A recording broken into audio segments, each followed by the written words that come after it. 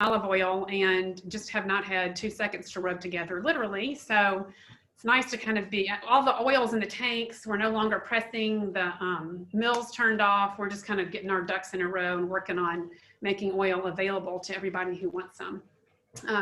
So to everybody who's new here tonight, I am Elaine Trigiani, and I, in a former lifetime, worked at the National Gallery of Art in Washington, and several of my museum colleagues are on tonight, so thank y'all for being here. For the last 20 years, I've been living in Italy working in food tourism, and I'm particularly interested in olive oil, and I teach olive oil tasting classes. I actually make olive oil with a small farm called Sagona. I'm going to show y'all a picture of that just so you have an idea in a second. So I've been working in culinary tourism, organizing itineraries for people to meet food producers, and then we do tastings of olive oil or wine, cooking classes like we're about to do tonight.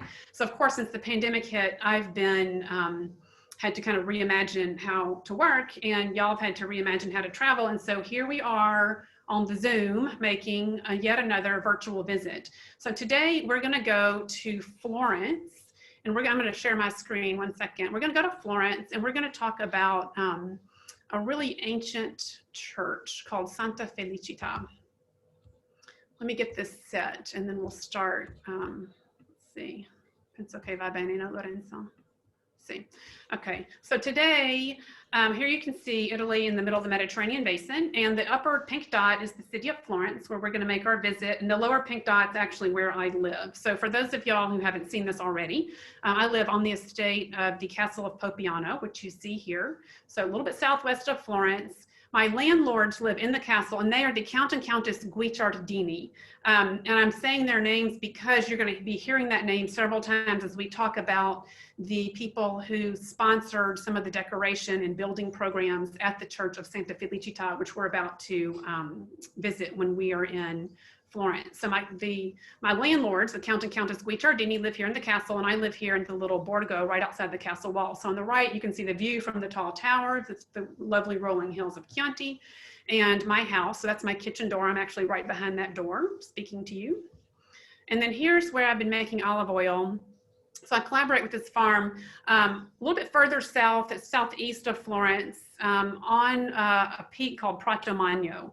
So we have these mountainside olive groves. Here you can see Roberto and Christian, who are harvesting olives. Here's my partner Daniele, who is business partner, who's making olive oil. We have a proprietary olive mill, which I'm quite proud of. So here he is milling, and then the oil, no filter, by the way, that's actually the color of the olive oil. And then you can see our beautiful labels. So the labels are the result of an artist in residence project, and they're all just super beautiful. Look, you can see a bottle here.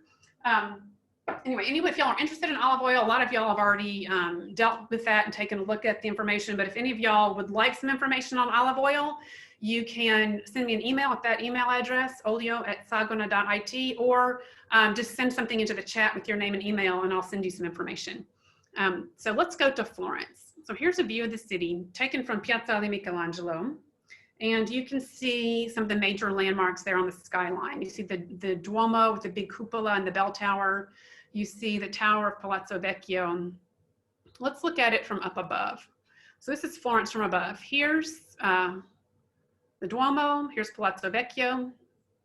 Let's just zoom in. Here's the Arno River, and here's Ponte Vecchio. We'll look at that in a second. Let's zoom in just a little bit. So Rome founded, Julius Caesar, emperor of the Roman Empire, founded Florence in 59 BC. And it was just this tiny little town right on the edge of the Arno River, at a spot where the Arno River was a little bit narrow.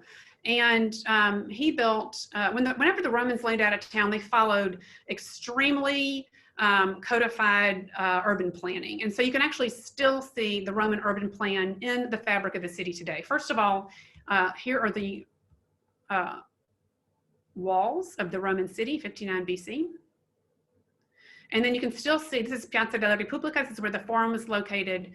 This was the Decumanus Maximus, Via del Corso, and here's the Cardo Maior, which is called Via Calimala, which is kind of a corruption of the Cardo Maior. So you can really still see the imprint of the Roman town.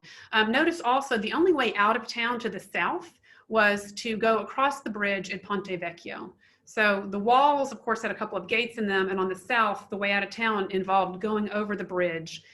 This little wooden bridge was the only bridge that went over the river. So right here at Ponte Vecchio, that helped, of course, protect the city. And the walls, of course, were for defensive purposes. So let's take a look at the progression of concentric rings of the defensive walls of Florence as they were built literally over thousands of years.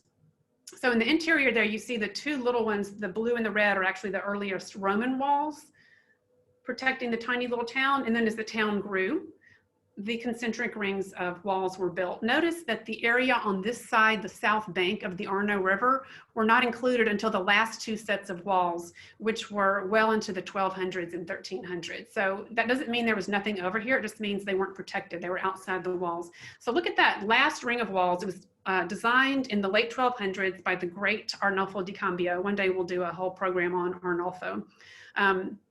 And completed in 1333. And at that point, they included all settlements, and they've included some green space. They were kind of, planning for the future. So instead of building a ring of walls every 100 years, they figured, let's just include a bunch of green space and we'll be able to use these walls for a while. So what happened too is when the walls were no longer needed, the walls were taken down and usually a road was built in their place.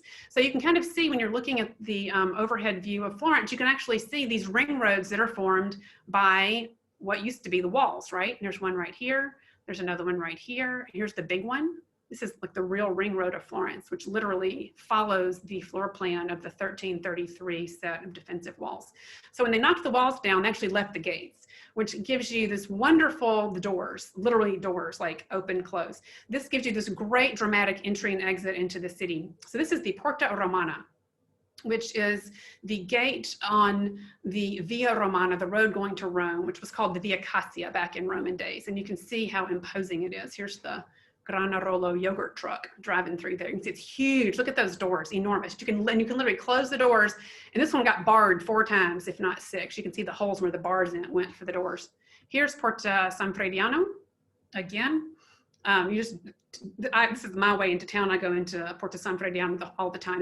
There's a stoplight inside the door these days. But notice the doors are still there, workable. You can actually shut the doors. And then I love that they still have the keys. So these are in a little exhibition space in Palazzo Vecchio, the keys in the little key bag. So somebody's job literally was to go over there every night, lock the doors, and then go back in the morning and unlock the doors. So traffic went in and out of here all day long. Imagine that with the big, huge, imposing walls on either side. And then at night, close it up. And if you weren't in, you were out. You were on your own until morning. That was it. So that's Porta San Frediano. So here's a view of the town of Florence as it is contained within that 1333 ring of walls, the Arnolfo designed walls. Right here, you can see it. So you can see that it contains a bunch of space over here, what they call Oltrarno, which means on the other side of the Arno. That's the south bank of the Arno. And even though the gates were built in 1333, this woodcut is dated 1490. So by that point, the Duomo was complete. You can see the big dome of Brunelleschi, the bell tower, the baptistry. You can see Palazzo Vecchio. You can see Ponte Vecchio. You can see Palazzo Pitti and the Boboli Gardens. And here's the little church we're going to talk about called Santa Felicita. And then notice right here, here's Porta San Frediano that we just looked at. I'm going to show you a painting. This painting was done after that woodcut, just a little bit easier to see because it's in color. So look at Porta San Frediano right here and notice that there's this little hub of activity that's built up here. So these are trade routes coming and going. There's a lot of activity going in and out of those doors.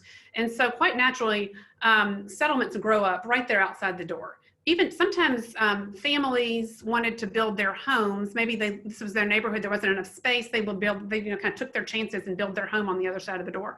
So this happened literally over and over again over the centuries. You can see all the doors here on this painting have little hubs of activity built up out here. So remember that concept, and let's go back to the Roman city of Florence. So remember, the only way out of town to the south, some of the scholars think that the Arno River was actually wider and more shallow, and that it actually came up right to the edge of town. So if this hypothesis is correct, then the only way out of town literally is to go over this little tiny wooden bridge. And it's, like I said, the only bridge over the river. So once you get over the bridge, you've come out of the south end of the Roman settlement of Florence. You come over the bridge and you hit this great ancient crossroads. And that's the pink dot. And that's the same spot on each one of these photographs. So you end up with, so I'm standing here looking at the end of Ponte Vecchio. and I'm standing in the Via Cassia, the Via Romana. That's the road that goes to Rome. So there was a lot of commercial traffic going up and down from Rome to Florence and Fiesole and beyond. If you go out this way, you hit Pisa. And if you go out that way, you end up at Arezzo. So here's this great crossroads. And as we just saw with the other doors of Florence, there's this hub of activity that got built up around here. So during the rule of the Emperor Hadrian, this is about 130 AD or so, the commercial traffic in Florence really picked up, and there was a settlement here of a group of merchants from Syria. So they're from the Holy Land, they're Greek-speaking Syrian merchants, and they practice Christianity, and they set up shop right here at the pink dot, near those numbers 2 and 3 that you see on the slide on the left. So we actually think they brought Christianity to Florence. We think this is the first Christian settlement in the city of Florence. So they set up out here. They lived there for generations. They started burying their dead in a very small Christian cemetery that we have evidence of, and they built an oratory. An oratory is a place to go and hear the scriptures read, and that was their small little Christian church, and early Christian church. They dedicated it to Santa Felìcita. Santa Felìcita was a martyr. She was martyred in Rome in the year 165 AD. So very, very shortly after that, this group of Syrian merchants, this Greek-speaking group of Syrian merchants who introduced Christianity to Florence, they founded a church on this very spot and dedicated it to Santa Felìcita. That building was probably built in the 300s AD. There have been various buildings on this spot, and that's what we're going to talk about today. But think about it, that church is still open today for worship 1700 years later, dedicated to Santa Felìcita. So this is what the church looks like. It's kind of a curious exterior, and we'll learn all about why that's the case. Here's the interior. You can see that it's been redone in the 18th century. It's not really a terrible renovation, but it wasn't necessarily a terribly inspired renovation either. So sadly, they almost wiped away every shred of evidence of the past. So I'm gonna try and show y'all the layers of evidence of the past here. And it's a really good visit. So when y'all come to Florence, we'll go here. And this is one of those places that just the layers of history create this sense of sympathetic magic. You can just feel all of the different happenings that happened here on this spot over the centuries. So let's take a look at how these churches developed. The first evidence on this spot, of course, was the burial ground, which is literally here in the piazza. This is the Piazza Santa Felìcita, right here. And so the first evidence then is this burial ground. And you can see this is some excavations that took place in the piazza in the 1930s. And you can see evidence of these tombs, very humble tombs. They're called Tomba Ala Capuccino. They just have these little covers over them, literally using terracotta roof tiles, the exact same tiles that are right on top of my head as I speak. Those are the exact same tiles we still use for roofs here in Italy. And then each tomb was closed with this little kind of humble tombstone, basically lapide, a piece of stone that's been inscribed. And you can see those on the right. They're written in Latin. Some are written also in Greek. You can see this one's written in Greek. The earliest ones date to the 2nd century AD, the very period when these people began to settle here. And you can see that they also used some of these crude symbols of Christianity that we still use today. There's a dove here carved into this bit.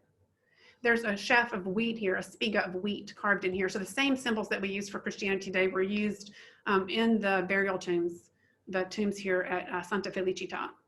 So almost concurrent with those tombs is the first oratory, which is number 1 here on the map. So when they discovered the tombs, they also discovered the foundations of what was a fairly large oratory. The basilica form, so rounded at one end, early Christian church, literally built probably 300s AD. We think that was destroyed when the Longobards and Visigoths came through here at the decline of the Roman Empire, 400s AD. Remember, we're outside the walls. These pagans come through here and demolish the building. We're not really sure about that, but it would make sense. Very quickly after that, though, number 2, this tiny little building was built. So it's much smaller in scale, but it really attests to the persistence of a Christian community on this site. So that building was built probably around 500 AD, and it was in use as the church of Santa Felìcita until the turn of the century. So that's a good 600 years, really. And the first document we have about it, though, so we have archaeological evidence that dates it to about 500 AD. The first document we have is dated 972 AD, and it says, too bad the priest of Santa Felìcita hasn't done any maintenance work on this church because it's a wreck. So the church is in shambles. It's fallen apart. The priest is getting it. They've actually, I mean, if it's a document that's made it this far, the guy really must have been out of line. So very shortly after that date, they built a new church, and it was consecrated in the year 1059. That's it, what you see at number 3, that gray building that kind of goes off to the side, this one. So it wasn't just a church. At this point, it's a church with a monastery. So that points to a wealthy sponsor being involved. So remember now, at this point, we're at the year 1059. Florence is actually becoming an important city-state. And there are wealthy families, people who are the kind of the political elite of the city. They're actually building their houses over there in that Oltrarno South Bank area. There's no more room left within the walls. They said, okay, we'll take our chances. We'll go outside the walls. They probably had their own defense. You know, they probably had their own knights guarding their house or something, so they could take the chance and live over there. So this became their parish church. So one of them most likely sponsored the new building, which is this great, much larger space right here. Remember, consecrated in the year 1059. And that church was used until the Black Death, the plague, in 1348. So in 1348, there was a particularly virulent outbreak of the Black Death, of the plague. And at that point, this church was literally abandoned because people knew better than to go inside. And it's kind of interesting because we're having these exact same discussions today. They did not know what a germ was. They never heard of aerosolized virus particles. All they knew was if a group of people go inside of a building, a bunch of us get sick and die. So we're not going to do that anymore. So what they did was they decided to worship in a different way. And that is the development of the tabernacles that you see all over Florence and all over Italy. So these outdoor tabernacles, there's practically one on every corner. This allowed people to worship outside and in smaller numbers. So you literally could worship from your apartment window. You could participate in a service that was being held out here on the corner. Small numbers of people outside. And this is the way this happened. This went on for a couple of years. Here's another one. Again, they're all over Florence. I'm sure any of y'all who've traveled to Italy have noticed these votive tabernacles all over the place. It was a way to avoid the plague because there was no point in going inside the church and getting sick and dying when you could just worship in a whole nother way. So that's what they did. And then when the plague was over, probably in thanks for having survived the plague, a bigger and better church was built. And it was sponsored by Costanza de' Rossi. She was, now she's the abbess. She's in charge of this whole monastery. Her family is one of these wealthy families in the neighborhood. In fact, there's a piazza right here called Piazza dei Rossi. So all of the de' Rossis had their houses over here. It was the family headquarters. Well, Costanza de' Rossi sponsored the building of the Gothic church. It was consecrated in 1354. That's literally, what, 7 years after the plague year? It probably took them 7 years to build it. So they quickly abandoned the older church, started worshiping outside, and then quickly were able to rebuild and make this bigger, better church. And so the nave was relatively straight. It's these pink lines here. And then we know there were a lot of kind of movable altars and works of art and paintings and sculpturing here. Here's the transept with 2 altars on either side of the high altar, sacristy, chapter house, and then, of course, the courtyard, and then the cells for the nuns to live in. And then the 18th century version that we saw the interior of is basically the same exact floor plan. It just widened the nave somewhat and also raised the roof level. So when you look at Santa Felìcita today, you see it looks like this. The pink line there is the roof level of the Gothic building, which the 3 little coats of arms that are right under there belong to the Guicciardini family. Again, the people who own this castle where I live. And when I took this picture, I was actually standing in Via Guicciardini. So that's another one of the families that has lots of family palaces. Kind of their family headquarters was over there on the south bank of the Arno. So what you're looking at then is the facade of Santa Felìcita. This is the roof line of the Gothic church, obviously raised in the 18th century. And then there used to be a big window right here, which is no longer because they slapped this big loggia thing on here. And this is actually the Vasari corridor, which we'll talk about in a minute. And that really had a lot of influence on some of the interior architecture of this church. So again, not much remains architecturally. of the past of this church. We'll take a look at sort of the interesting bits, but the decorations in the church were sponsored by these families who lived in this area. And I'll just give you a short list of some of these families. We've already mentioned De Rossi and Guicciardini.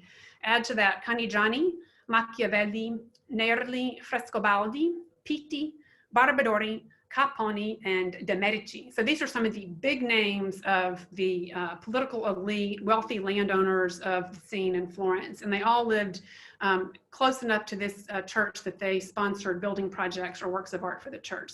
So let's just take a look at a few of those. Here's an altarpiece commissioned by Costanza de Rossi for the main altar of the church. And this is the Coronation of the Virgin. This was placed on the main altar of the new church that was built in the late 1300s. This went up in 1401, and it's a joint venture between some of the greatest artists working in Florence at that period. This is late 1300s, Lorenzo di Niccolo, Niccolo di Pietro Gerini, and Spinello Aretino. Spinello is that great international Gothic artist from Arezzo, who we've talked about a couple times in here.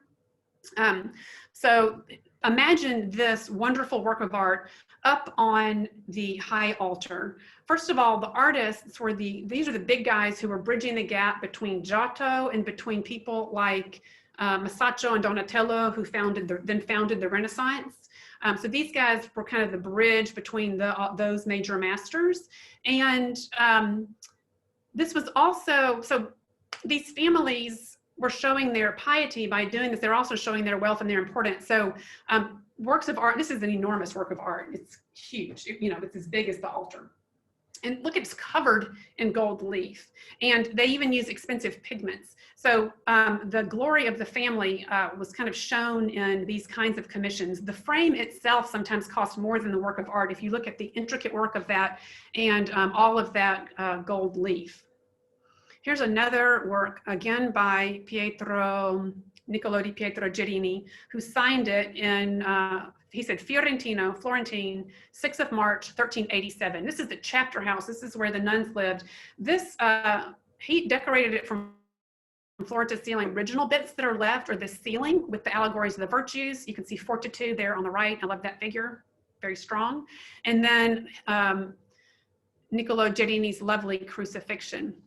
So you can see he's a follower of Giotto. He's used these great volumetric forms, kind of using even just sort of these solid colors, and also the incorporation of these little emotional details in here. Look at the Magdalene figure with the long blonde hair, who's just kind of hugging the base of the cross, and you can see the sadness on her face. The grief is evident in the face of all these figures.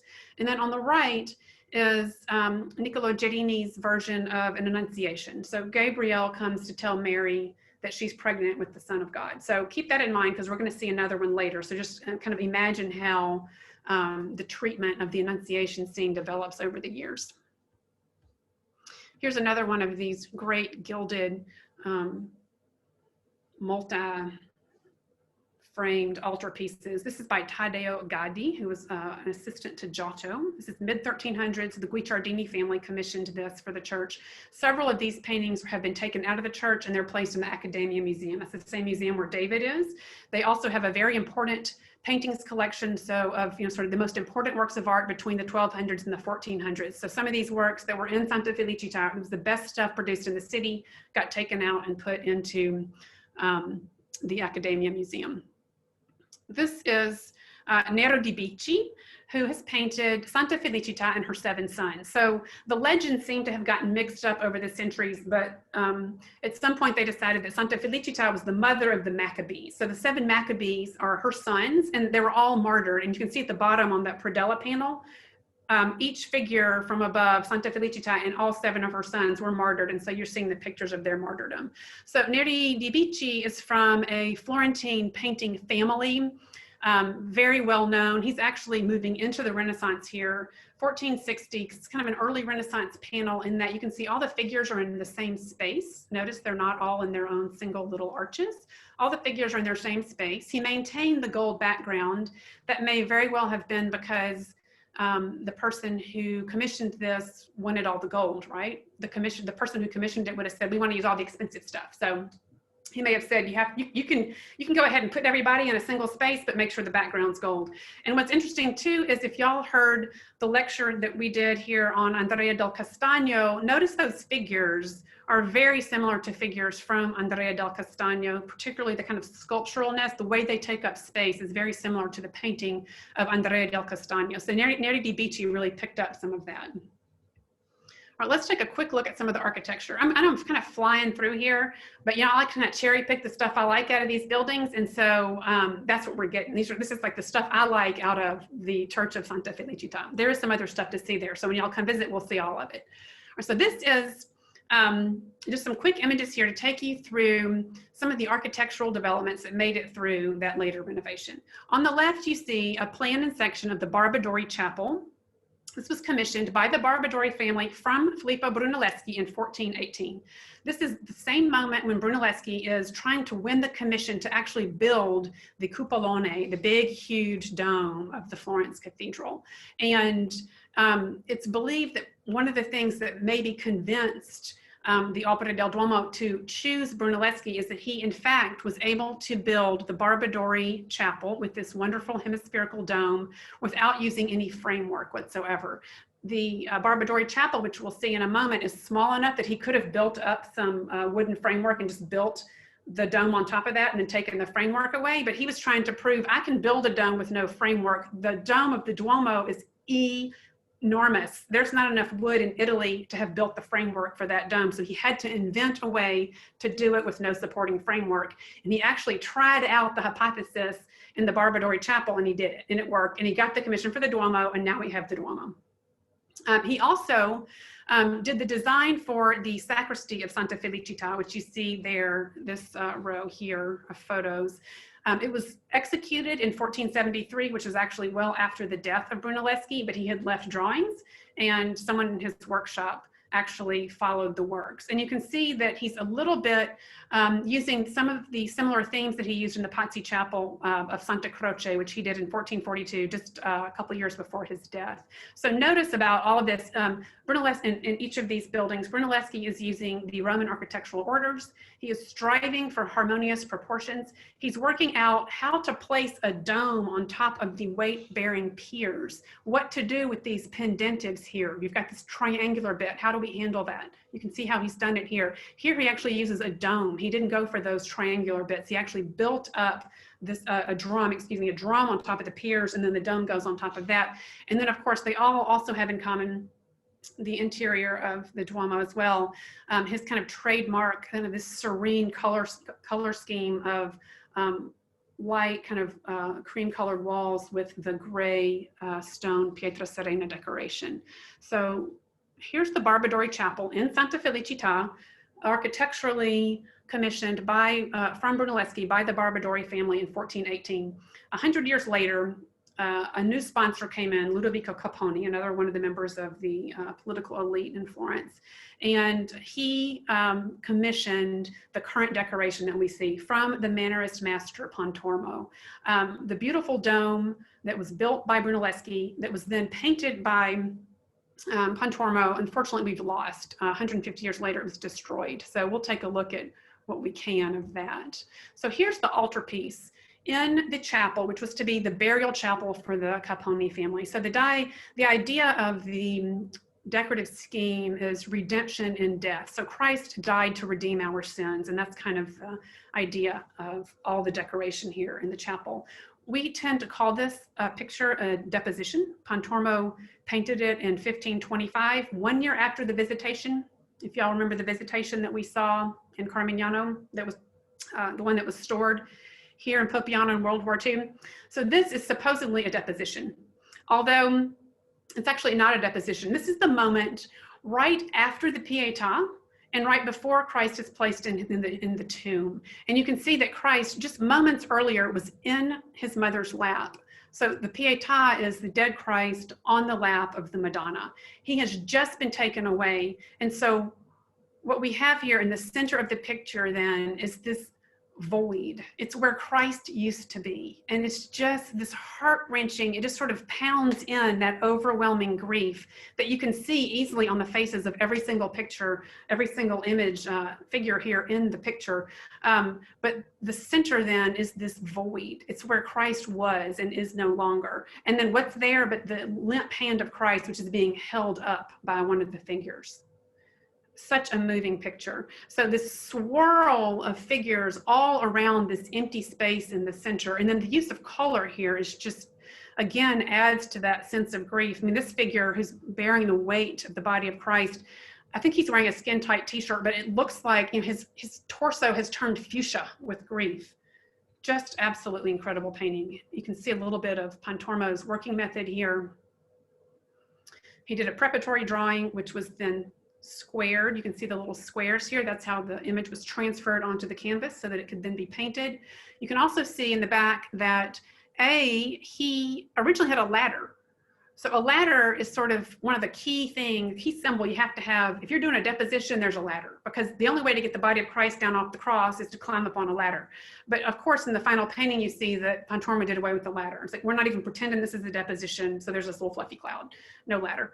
So you can also see the action of Mary here. Mary seems to be, I don't know, saying goodbye to Christ, or maybe consigning Christ to the tomb, or maybe consigning Christ to mankind, because of course his sacrifice was for us.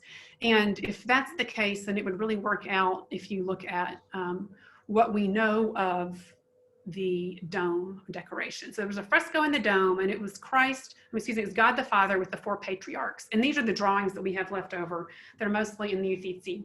So you can see the 4 patriarchs all kind of in shock of one way or another. They can't believe what they're seeing.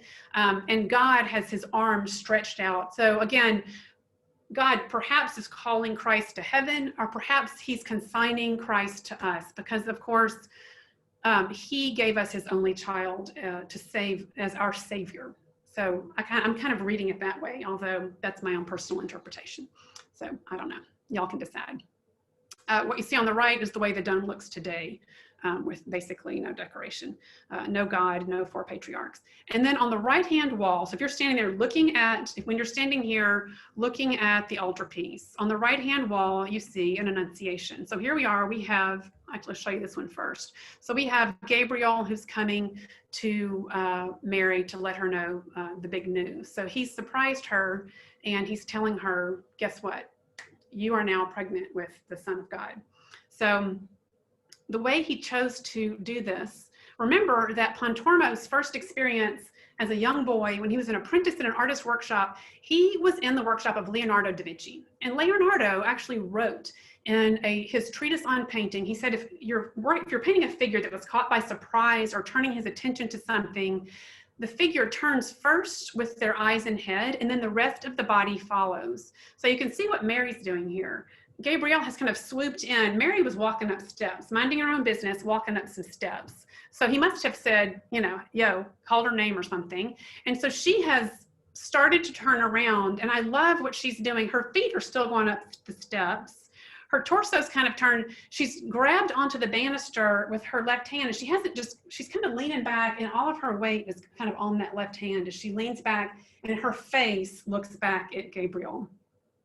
So Gabriel has just flittered in. This is the preparatory drawing here on the right. I couldn't decide which one I wanted to show. If I wanted to show you the painting with those luscious colors, I can hardly stand it, or the lovely preparatory drawing with that billowing drapery. And then look at the position of Gabriel. It looks like he's doing kind of like this flyby, and he's literally, look at his legs. This is his left leg, and his right leg, he's already gone.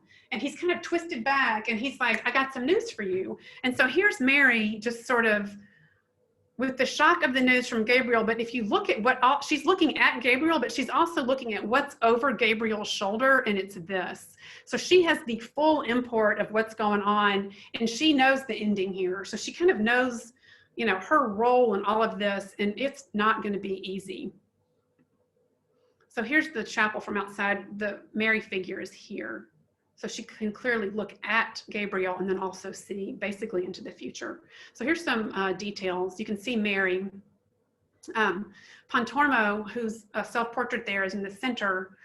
If you remember the Visitation, he really seems to have a handle on Mary. And, Mary's probably thinking, you have got to be kidding. What did you say? And then, okay, I can do this. I got it. And, she is humble and she's courageous and she's brave. And Pontormo is really good at kind of just somehow showing all of that kind of mixed emotion in his figures.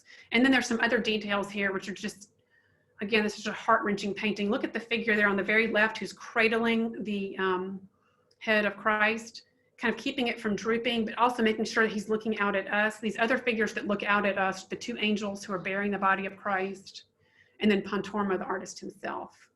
And then that interplay of hands there in the center is just really mind-blowing. The artistry of Pontormo. So the reason that the facade of the church looks different, the reason Brunelleschi's cupola is no longer the way it was lowered, and the reason we don't have the God fresco is because in 1565, Cosimo de' Medici decided he needed a skyway to go between his royal residence here at Palazzo Pitti to the government offices at the Uffizi and Palazzo Vecchio. So he asked his court architect at the time, Giorgio Vasari, to build this corridor, which we now call the Vasari corridor. And you can see it comes out of Palazzo Vecchio, crosses the Uffizi, goes up the Arno, across the Ponte Vecchio, cuts across into, not in front of, but into the facade of Santa Felicita Church, and then goes on up to the royal residence. And here, I'll just trace it for you. You can actually see it on the exterior. Here it is right here at the beginning. And then you can see as it progresses along. On the right there, you see the arches that are actually holding up this section as it goes along the river. Crosses Ponte Vecchio. You can see it here. Comes off Ponte Vecchio. Here you are at the Ancient Crossroads. It skirts around that ancient tower house, and then it goes right into the facade it cuts into the facade of Santa Felicita, totally blocking the main window. So here's a plan in section. So the reason they did this is the corridor. This is the loggia in front of the church. This is the corridor. The corridor, you can actually walk, take a step down, and you're in the church, and the royal family has a private viewing kind of box in order to participate in mass without having to mingle with the masses below. So in order to do that, you can see that the red little arch there at number 4, that is the dome built by Brunelleschi, painted by Pontormo, and then destroyed by Vasari in order to put in what is called the corretto, which is this private viewing box for the royal family to participate in mass. So there you go, the highlights of Santa Felicita, according to me. The church was kind of lost some of its splendor in a way after the monasteries were suppressed in the 1800s. But it's still a parish church in this area where all of these families still have their, fancy palazzi. So the Guicciardini family, in fact, has, still sponsors works of art for the church, as do some of those other families. All right, so let's segue into supper. We're going to make ossobuco. And as we were saying before, everybody seems to have their own ossobuco recipe. So I learned how to make ossobuco from my friend Piero Dogolini. So we're going to make Piero's version of ossobuco. So here you can see Piero. He was kind of a mountain man, loved the snow. So whenever it snowed, we would go up high on the mountain to throw snowballs. And then with my mom and in the village, about to have a coffee. So this is Piero's ossobuco. And there are the ingredients we're going to use. And we're also going to make some risotto. And this is not your typical risotto that y'all are thinking. This is something that I ate in the center of Florence at a tiny little restaurant right off Palazzo Vecchio, one of these little alleyways that goes off of the Palazzo Signoria. Let me see if I can stop sharing my screen. There we go. So we're going to make those two things. So, can y'all see okay? Va bene così, Lorenzo? Sì, benissimo. Okay, so the meat actually takes 2.5, 3 hours to cook. So of course, I'm going to get that going for y'all, but I've already done it. But we're going to go ahead and make the risotto. So I'm going to get that going now. The base of the risotto. So this risotto basically is a super simple risotto with the pan drippings of the ossobuco stirred into it. And it's awesome. So we're going to make a simple risotto. So the base, I just used some just white onion and a bit of bay leaves. I love bay, so you can see that here. I used some in the meat as well. And so I've already gotten that going for you. So this is just, you can see like the big pieces of onion that I chopped up, and there's a couple bay leaves in there. Let's just warm that up. And the first step when you make risotto is kind of to toast the rice. We use, for risotto, you use a short grain rice. This is Carnaroli. There are a couple of different versions, and when I send you the recipes tomorrow, I'll go through all the different kinds of rice that you can use. But you want a short grain rice because the point of risotto is that it's creamy, and the short grain rice has a good amount of starch, and as it releases the starch, that forms the creaminess. We want that to happen slowly though, so we're going to toast the rice first. So the first step in risotto is to, in this case, kind of saute the onions. And then as soon as they're ready to go, we're going to just toast the rice.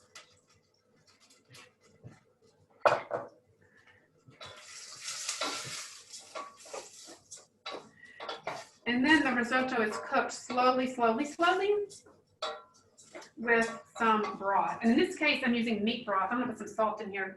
I'm going to use meat broth because it's a meat dish, and I actually use the meat broth for the meat as well. And so I'll show you, I went to the butcher and I said, I need some stuff for a meat broth. So I'll show you what I have.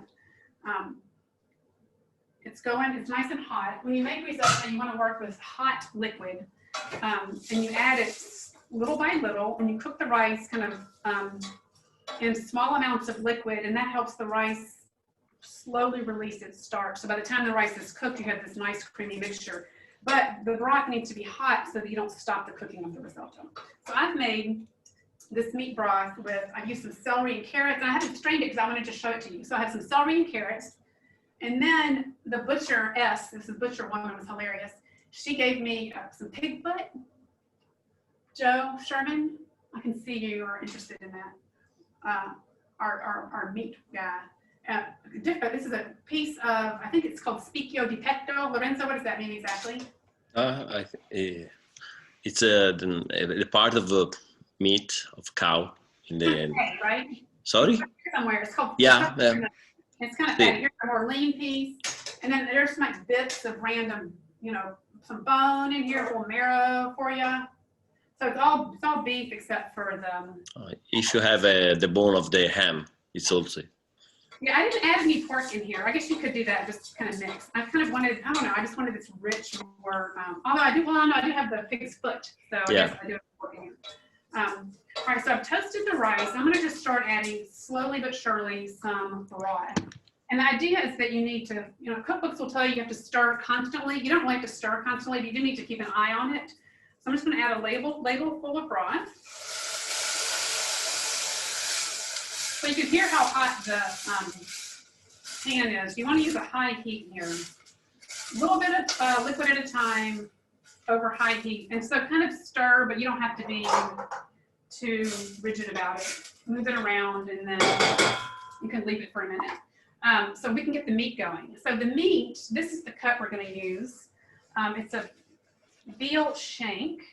And this is not exactly a veal. This is vitellone, which is a cow that it's a young cow, but it's not a calf like veal is. But it's already got these teeth right here. So here I can buy veal, I can buy regular beef, or I can buy vitellone, and this is vitellone. So this is basically vitellone shank with the bone here with some marrow in it. So the key of this recipe is that it gets cooked for a very long time with some broth and with some odori. So I've used a mixture of just very simple carrot, onion, celery, and I put in some whole bay leaves, but the carrot, onion, celery, I just whisked up in a food processor. So you can either use a food processor, or you can use a mezzaluna. So you can just go, you can just do this for about however long it takes you to reduce that to a fine dice, or just use a knife, or just whiz it up in the food processor. If you use the food processor, you want to add the carrots first, then the celery, and then the onion, so that you don't just reduce the onion to liquid. The carrots are harder, so you want to put them in first. I'm going to add some more liquid. Here, I'll show you what this looks like. Hang on. Whoops. So again, this is high heat, so that ladle full of liquid that I added is already basically gone. So you can see the pot is dry. So I'm gonna go ahead and add some more liquid.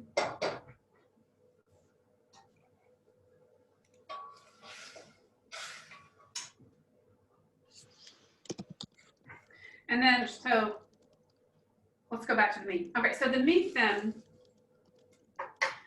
gets cooked basically on top of this bed of finely chopped odori or aromatic vegetables.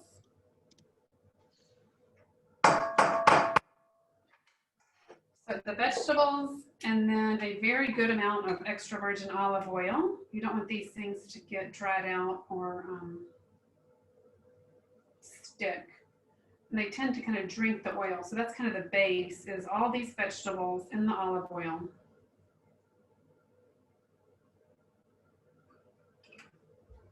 Now I'm gonna get this going.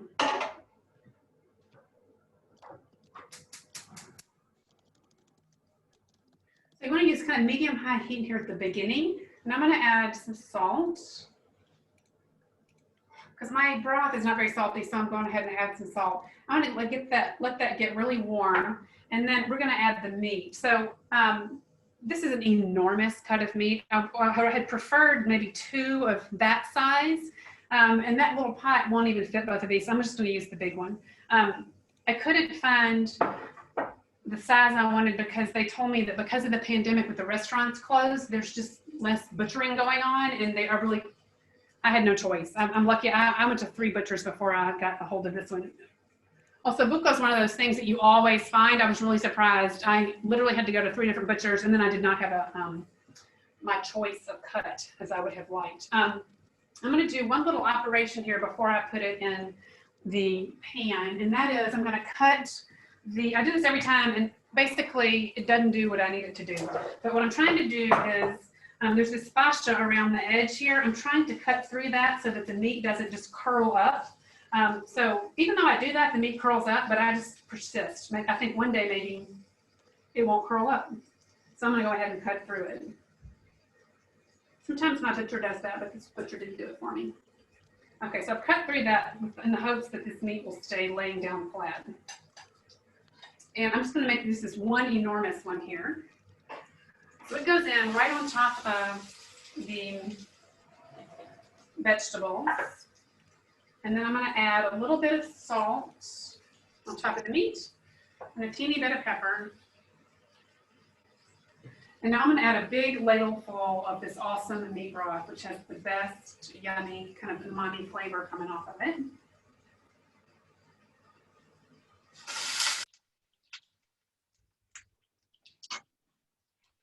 So I'm going to cover this. I'm going to let that go until it really starts, I'm covering it partway, until it really starts to bubble a lot, at which point I'll turn the meat over.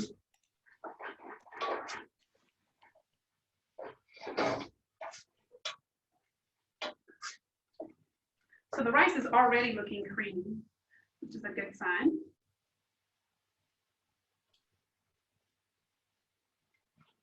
Elaine, remember to ricordati di accendere il fuoco sulla carne. Fatto, grazie per la carne fatta giustissima. Sì, sì, sì. E basta, sì, grazie. Grazie. I'm going to raise the petite a bit.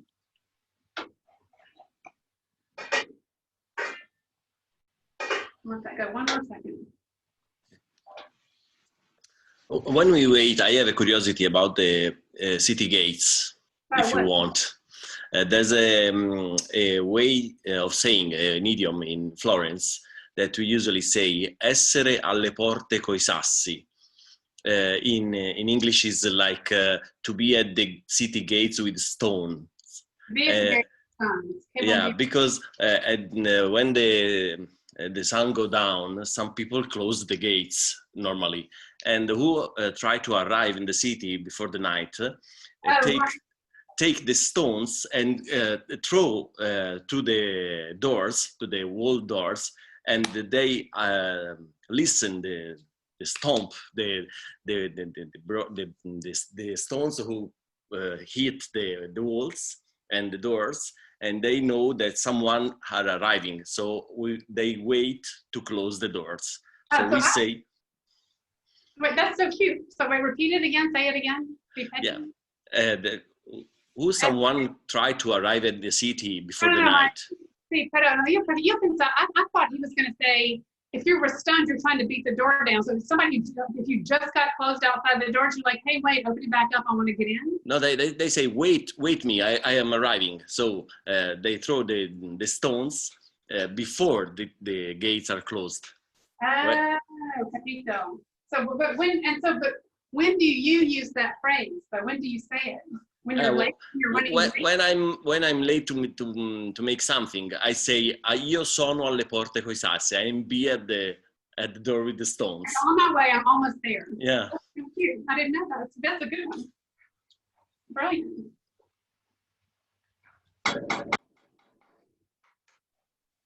So this is really starting to go. Can y'all see that?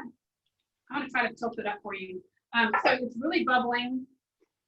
And the meat's already curled, despite the fact that I cut the fascia around there. But what's really happened here is that some light pink juices have come up through the surface. That's the moment to turn it. So I'm going to turn this over.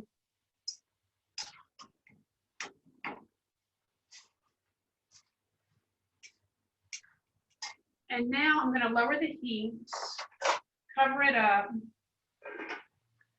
and let it sit there for 2.5 hours. Check it in the middle. I burn everything, so I set my clock every 30 minutes to go look at it, because you're going to have to add some more broth at some point. So when it cooks down a lot, you're going to add broth. But basically what you want to happen is that it's going to turn really, really dark brown and very rich. The meat is going to be just falling apart, and the little saucy sauce thing is going to get super, super dark green. So I'm still adding liquid here to the risotto, and I'll show y'all in a second. I'll show you the meat.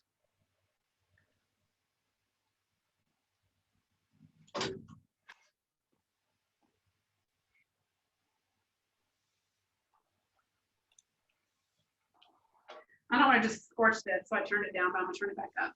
So is the meat getting braised? It's not submerged, right? The meat is not submerged, and in fact, it is getting braised. And so the cooking technique is called in humido, which means, in humidity, basically. So braised with a little bit of liquid in the pan. And lots and lots and lots of various meats are cooked this way here in Tuscany, and I think in all of Italy. Lorenzo? In humido si fa da tutto, no? Non ho capito, scusa. In humido non è solo toscano, si usa da tutto. No, it's non è all over Italy. It's used all over Italy. Yeah. And I think a lot of the meats that you have when you're in Italy, most of them are cooked on top of the stove. They use the oven a little bit less than one might. Yeah. Normally you have tomatoes also in humido, but it's not necessarily. Right. A lot of times you do have tomatoes, but remember, there was no tomato in Italian cooking until Christopher Columbus landed in the Americas and brought them back. So there's centuries and centuries and centuries of Italian cooking with no tomatoes. The in humido, another kind of cool thing about the cooking method is that when you cook something like that, you end up with the meat or whatever it is you cooked and the liquid it was cooked in. Yeah. And so what they'll usually do here is the liquid it was cooked in turns into this yummy sauce that is used on pasta for your first course, and then the meat is served as your second course. So you can do that here, but we're not going to use pasta, we're using yummy risotto. So I'll show you what we have. Let's see. So here is the ossobuco cooked. Can y'all see how yummy and brown and rich that is? Se ce la fai avvicinarlo. So there's the cooked ossobuco. It smells so good. I like to use a little bit of extra vegetables down at the bottom. That way I have a ton of the sauce. And so what you can do is, with the sauce is either put it on crostini, so either like a little toast point and just put some sauce on. I actually don't have any bread. I should have had some bread and I don't. So you can serve it that way. You can serve it before a meal like that. You can put it on top of the meat when you serve the meat, or you can, I think you can put it on pasta. I've never really seen it on pasta. Yes, why not? Why not? It would be good. Why not? You can serve big old homemade, like wide pappardelle noodles, homemade egg noodles with some of that sauce on there would be awesome. So what we're gonna do though is stir it into this risotto, which is a recipe, like I said, that I had at this little restaurant in Florence. And I just thought it was the best thing. I had never heard of that before. I'm like, that's the best use of the drippings here. So the pan drippings from the ossobuco have a little bit of bone marrow in there. They have all of that yummy vegetable, which is turned caramelized. And then the meat's so tender, little bits of meat flake off too. So you get all that stirred up in the risotto, and it's so good. So I'm going to show y'all, let's see, the risotto's almost done. I'm going to taste it. So it's definitely getting creamy. I'll show you what it looks like. Can y'all see how that's kind of this nice creamy mixture? I have a feeling it's still going to be hard, even though it looks good. Just try one. Actually, no. That's almost ready. I'm going to put a piece of meat on a plate so y'all can kind of see what it looks like. And then we'll put the, let me get my space. We'll work on the risotto with the pan drippings.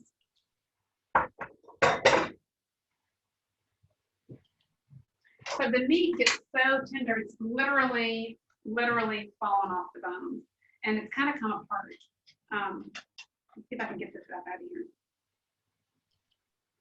So this is one big old ossobuco, which kind of fell apart on me.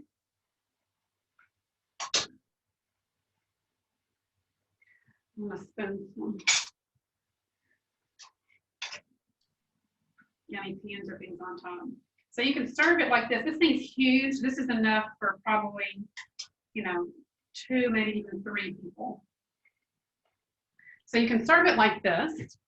Maybe put it on a platter and then each person take a piece. And then of course you'll end up fighting though over the marrow, which is really good spread on toast. But I'm gonna put it in my risotto. So the marrow is going into the risotto with some of the pan drippings. So the risotto needs to be cooked to the point that's called al onda, which means it's cooked, but it's not dried out to the point that it's a huge solid mass. In fact, I'm going to add a teensy bit. No, I'm going to just add the liquid from here. So you don't want it to be, I remember the first time I made risotto, and this one friend of mine who may very well be on the line right now just was like, because it's supposed to be like this. I'm like, well, I follow the directions. But it's not supposed to be like this mass of cement. It's supposed to be very liquidy. So they call it al onda. It's supposed to be like a wave. So when you move the serving dish, it's supposed to move a little bit. That's how loose your risotto is supposed to be. So basically, it continues to absorb liquid. I think I am going to have a little bit more broth. It continues to absorb liquid when it's when you turn the heat off, which I just did. So there's that. And so now I'm going to stir in some of the amazing yummy. Can y'all see the color over here? The dark brown of the liquid, the bottom of the pan juices. And I'm going to show it to you, then I'll put it in here. So I took that piece of meat out. Can y'all see that? If I turn it too much, I'm going to lose it. Can you see? Look what color it turned. So 2.5 hours later, the carrots just turned this yummy, yummy caramelized brown. So I'm going to just mix this right in here.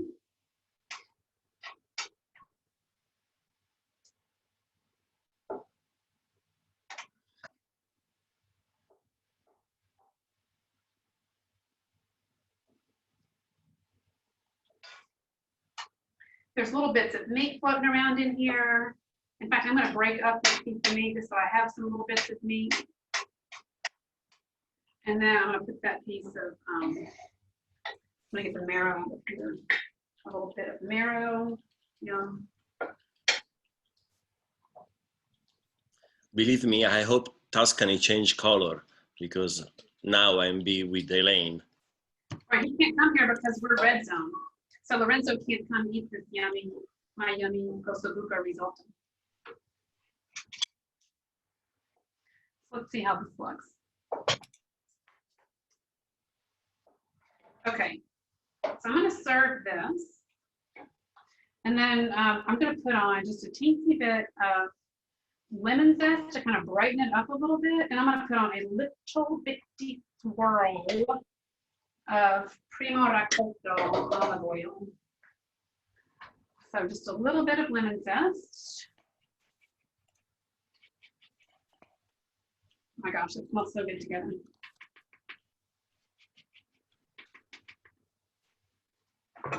And a little swirl of oil.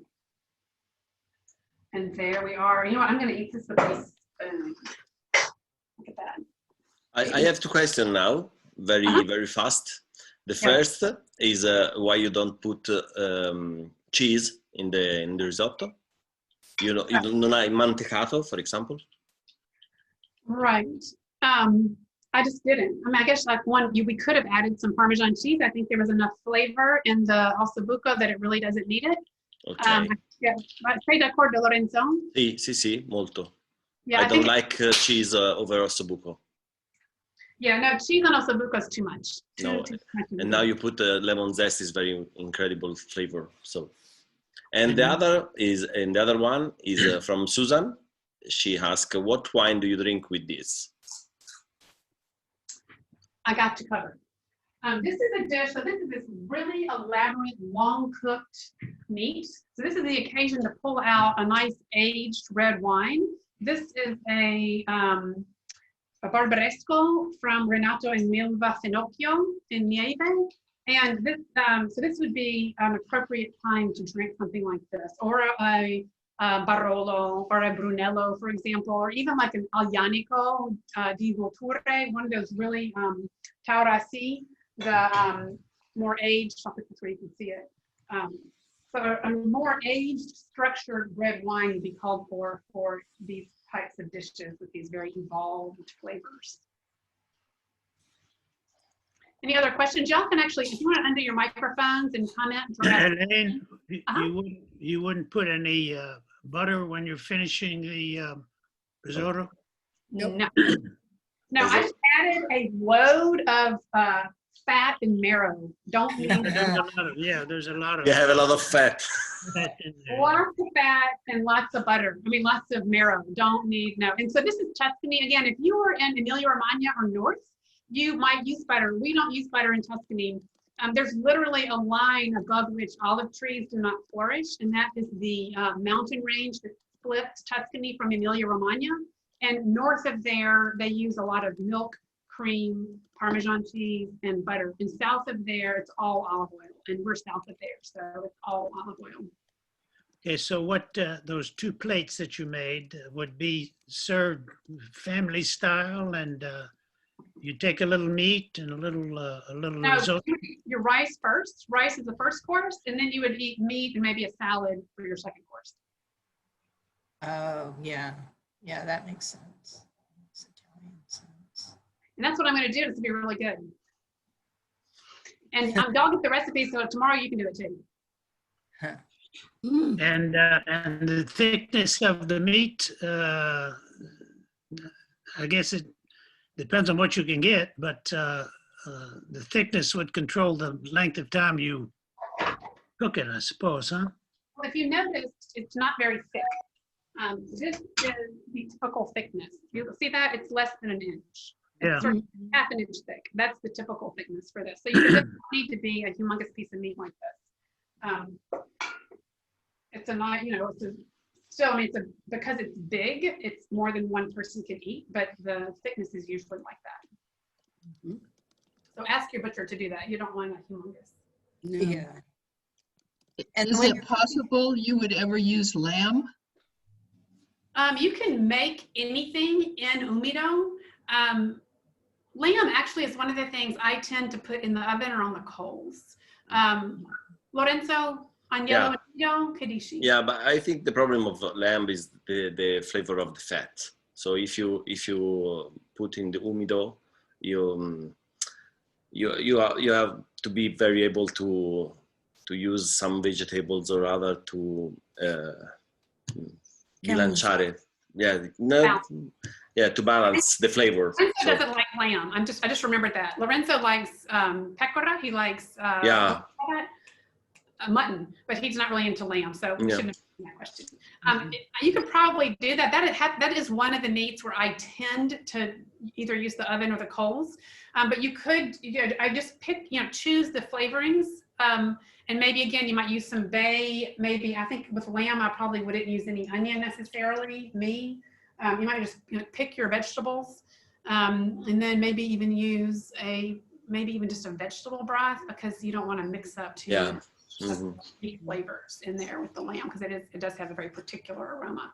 You can also do chicken like this. You can do duck like this. Duck is great like this. You can do cheeks, veal cheeks. What do they call that? Jowls or something. That's a really good one. Guanciale. Well, guanciale is usually the word, if I'm not incorrect, Lorenzo, for the... Guanciale is a part of pig. That's the face of the pig.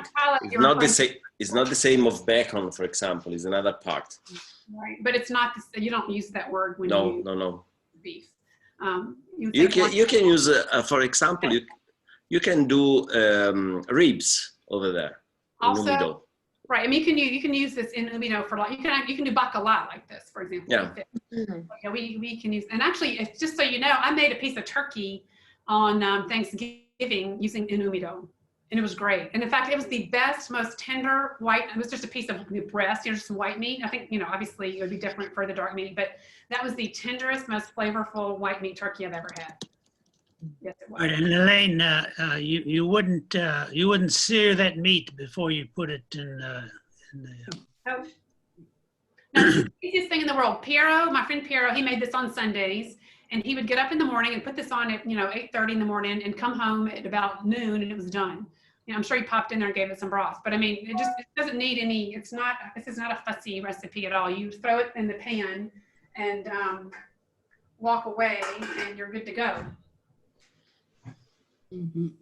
Any other questions? Elaine, what does ossobuco translate to? Lorenzo, do you want to answer that?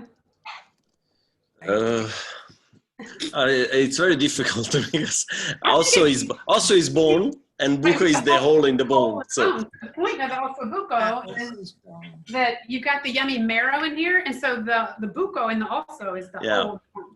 So it has I think it's a shank, veal shank, but. Right, but the actual word comes from, I think, the buco nell'osso. Yeah, is an exact word. Is the hole in the bones, for example. Because we eat usually the inside of the bones, so it's very interesting. The one that Elaine put in the risotto. Yeah. Thank you. You're welcome. It's like to say it's not important the meat; it's important the whole. Exactly. Exactly. Elaine, send the recipe early enough so we can try it tomorrow. All right. Carnivores. I'm ready. Carnivores. I'm ready. Carnivores are like the carnivores are throwing the sausage at the porta is what they're doing. That's exactly. That was fabulous, by the way. Oh, that was great. That stuff. Ooh. Brava, bravissima. Sì. Grazie. I want all y'all to try it. I'm telling you, I know everybody kind of has their own little favorite recipe, so you can do your own thing to it, but this works really well, and it is so simple, and just, if you make sure you get good ingredients, then you're good to go. It's great. All right, y'all, thank you so much for tuning in today. Thanks. It was great. Yeah, this was wonderful. Thank you. In touch. Bye-bye. I'll see y'all again soon. Elaine, sorry. One second. Elaine, we have a question at the beginning from Lisa Marie that regarding an old recipe from chestnut recipe. I think from the bread with chestnut. And she say from a couple of weeks ago you made it in the round pan and put raisins and I think walnuts. My cousins who lives in Colorado and it did not come out right. Should she add baking soda due to this is the castagnacho. Okay. Okay, it's castagnacho, not bread. Okay, so it's castagnacho. No, it probably. I bet you it did come out right, and they probably thought it didn't come out right because it's kind of rubbery and little. So, I think bread. So I So no. It just tell them it probably came out right. Yeah, it's supposed to be kind of rubbery. It's not a bread. doesn't Yeah, raise. it doesn't need to rise at all. No, It's compact. Yes.